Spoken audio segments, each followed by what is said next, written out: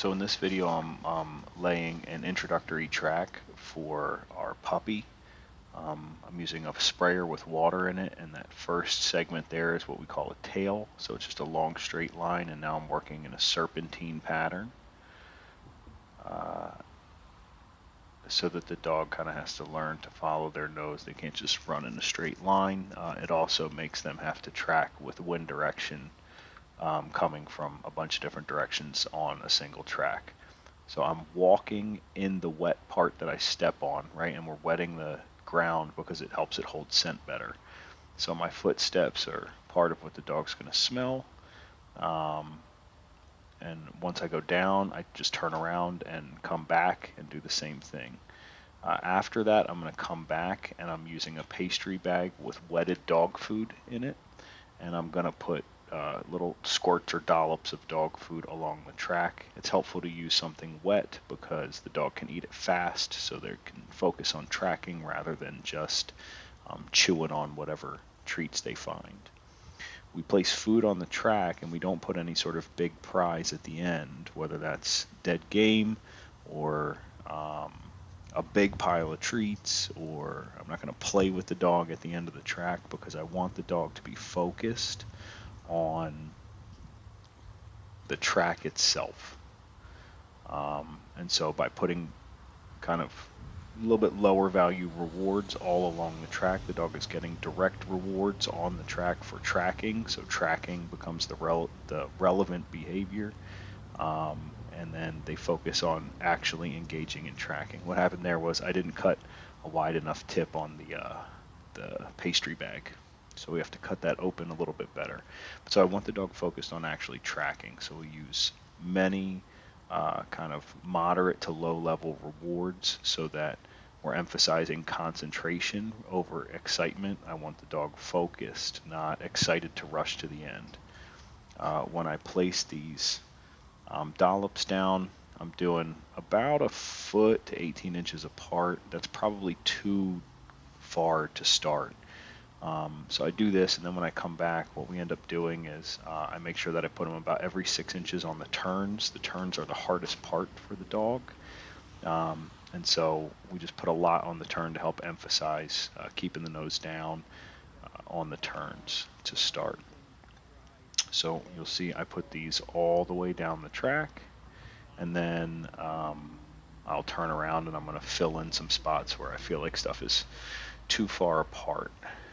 The other thing about this track, and I'll show another clip after this, is that I did this in full sun on pavement that was pretty warm. And so my wetted track is drying very quickly. So when I actually run the puppy on this track, you'll see that, or Gretchen's running the puppy on the track, you'll see that in the middle of the track, I actually come back out with the sprayer and respray the track.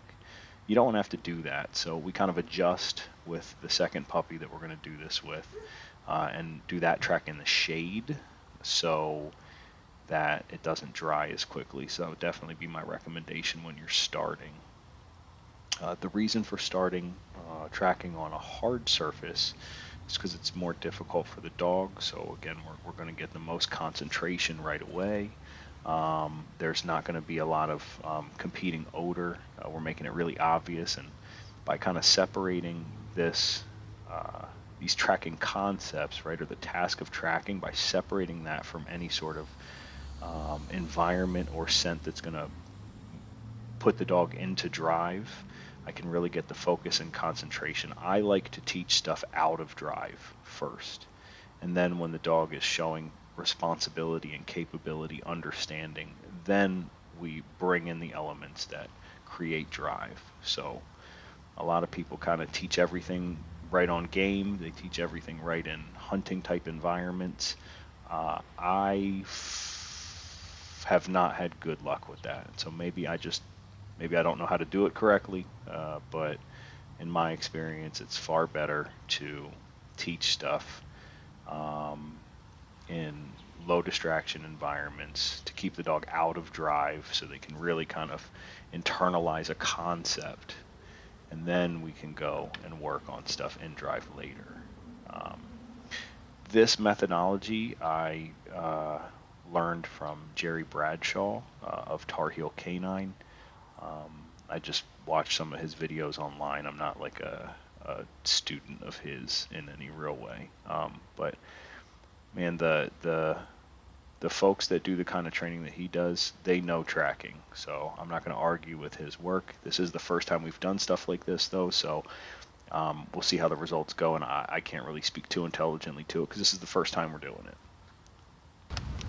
This is the second track that we laid for one of the puppy buyers, a friend of ours that's been training with us for a while. And so he's got a puppy from this litter, and this is his first hunting dog. So we're laying a similar track here. You can just see it better, which is why I'm including this clip. I'm spraying, there's that tail across the front again, and then we're doing the serpentine pattern as we go. I'm now turning around and walking back, doing the same pattern again. And you'll notice again, I'm walking in the wet part, so I'm trying to create a footstep track that the dog smells. There, I'm just kind of moving it side to side a little bit to make it wider. I don't know that I should be doing that or not. I don't think it really matters at this point.